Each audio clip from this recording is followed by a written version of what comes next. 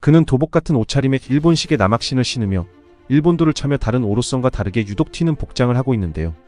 이 일본식 남학신은 와노쿠니 에피소드에서 코즈키 오뎅이 신었던 남학신으로, 코즈키 오뎅의 남학신은 와노쿠니의 남학신으로 보이는데요.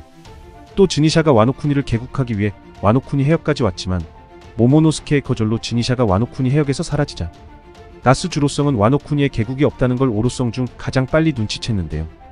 그는 수상할 정도로 와노쿠니에 대해 무언가 알고 있고 와노쿠니와 연관되어 있는 인물인 것처럼 보이는데요. 만약 그가 와노쿠니 출신이거나 그의 선조가 와노쿠니 쇼군이었다면 에단 바론 비가문은 800년 전 세계 정부를 설립한 22네 왕가 중 하나의 가문일 것이며 800년 전 코즈키 가문은 에단 바론 비가문을 대신해 와노쿠니의 쇼군이 된 걸로 보이죠. 또 나스 주로성이 차고 있는 일본도의 디자인을 자세히 보면 그의 칼은 3대 귀철과 2대 귀철의 디자인과 상당히 비슷해 보이는데요.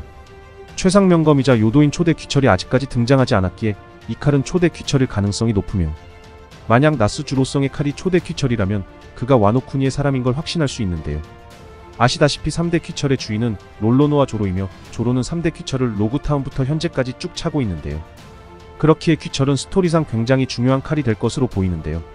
조로의 칼 3대 퀴철을 만든 장본인은 텐구야마 히테치이며 그의 선조 코테츠 또한 2대 퀴철을 만들었기에 퀴철 1파의 검들은 코즈키 가문이 만든 칼로 보이며 초대 퀴철 역시 코즈키 가문이 만들지 않았을까 생각되는데요. 만약 나스주로 성의 칼이 초대 퀴철이라면 그는 코즈키 가문과 어떤 관계이며 그가 최상 명검이자 요도인 초대 퀴철을 다루는 만큼 그는 평범한 검사는 아닐 것입니다. 또 퀴철 1파의 검들에 대해서 이야기하자면 검을 찾다는 이유만으로도 비운의 죽음을 맞이할 수 있는 저주받은 요도들인데요. 조로가 스릴러 바크에서 시모츠키 류마로부터 얻은 칼 슈스이도 마찬가지로 요도와 비슷한 성격을 가진 것으로 보이는데요. 시모츠키 류마는 먼 옛날 와노쿠니가 황금의 나라였던 시절 살았던 인물인데요. 그는 와노쿠니의 보물을 노리는 해적들과 세계 귀족들로부터 와노쿠니를 지켰고 용마저 베어버렸다는 전설적인 사무라이입니다. 또 류마는 무장색으로 통해 슈스이를 영구 흑도로 만들었으며 이 흑도는 공룡이 밟아도 1mm조차 굽지 않는다는 특징이 있으며 류마가 살았던 시대에 와노쿠니는 공룡이 살았던 걸로 보이죠. 그리고 류마는 와노쿠니 링고에서 태어났는데 링고 사람들은 태어날 때부터 칼을 받고 칼과 함께 살며 죽으면 그것을 목표로 삼는 풍습이 있습니다. 그렇기에 류마의 먼 후손이자 카이도에게 죽은 시모츠키 우시마루 또한 링고의 다이묘였기에 시모츠키 가문은 칼 없이는 못 산다고 볼 수 있는데요. 또 시모츠키 가문은 조로에게 많은 사연이 있는 가문으로 그의 스승 역시 시모츠키 가문이며 조로가 태어난 마을은 55년 전 와노쿠니를 불법 출국하여 이스트 블루에 정착한 시모츠키 사무라이가 세운 마을인데요. 또 시모츠키 가문의 먼 조상인 류마에 대해 다시 설명하자면 그는 먼 옛날 병환으로 세상을 떠났고 슈스이와 같이 와노쿠니에 묻혔지만 그의 유해와 슈스이는 카이도에게 패배한 모리아로부터 스릴러바크로 옮겨진 걸로 보이죠. 덕분에 조로는 스릴러바크에서 류마로부터 정당한 승부로 통해 흑도 슈스이를 받게 됐지만 슈스이는 와노쿠니의 소중한 국보이기에 조로는 어쩔 수 없이 슈스이를 반납하고 코즈키 히요리의 아버지 오뎅의 검 엠마를 받습니다. 단 엠마에게도 한 가지 큰 단점이 있는데 그건 소유자의 패기를 멋대로 방출시켜 필요 이상으로 베는 슈스이와 같은 성격을 띠는데요. 또 아이러니하게도 화도일문자와 엠마 이 두 칼 역시 만든 인물이 동일 인물이며 이 인물의 이름은 시모츠키 코자부로이며 그는 55년 전 와노쿠니를 불법 출국하여 시모츠키 마을을 세운 인물입니다. 시모츠키 코자부로는 죽기 전 자신이 만든 칼 두 자루인 화도일문자와 엠마를 손녀 쿠이나와 오뎅에게 물려주었고 그의 말에 의하면 요도는 약자가 겁에 질려 만든 이름이며 칼에는 성격이 있고 그 칼을 복종시키는 건 검사의 몫이라고 하였는데요. 또 정말 야박하게도 화도일문자와 엠마의 원주인들은 이 칼을 물려받고 비운의 죽음을 맞은 걸로 보이죠.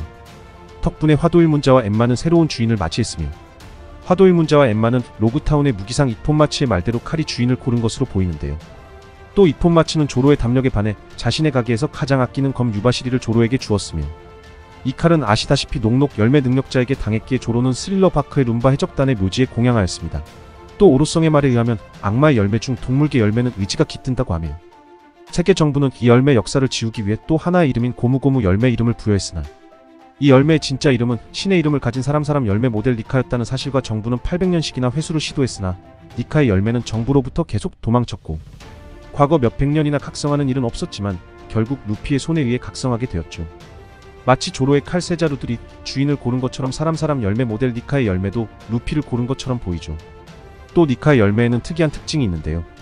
바로 초인계 능력과 동물계 능력을 가진다는 건데요. 또 카이도는 루피의 변한 모습을 보고 동물계 전매 특허라고 말한 걸 보아 니카의 모습은 동물계의 고유 변신 능력으로 보이죠. 카이도는 무엇을 보고 전매 특허라고 한지는 모르겠지만 마찬가지로 같은 동물계 능력자인 루치와 카쿠와 야마토의 변신 능력에서도 루피와 같은 날개 옷을 볼 수 있었는데요. 또 1085화에서 사부의 공격을 정통으로 맞은 오로성들은 기이한 괴수들로 변신하였고 5명의 실루엣 중 한 사람의 실루엣이 날개옷처럼 보였기에 이는 동물계 능력자로 보이는데요. 서있던 위치를 봤을 땐 이 실루엣은 나스주로성으로 보이며 즉 나스주로성의 능력은 니카와 마찬가지로 날개옷을 한 동물계 능력자로 추측됩니다.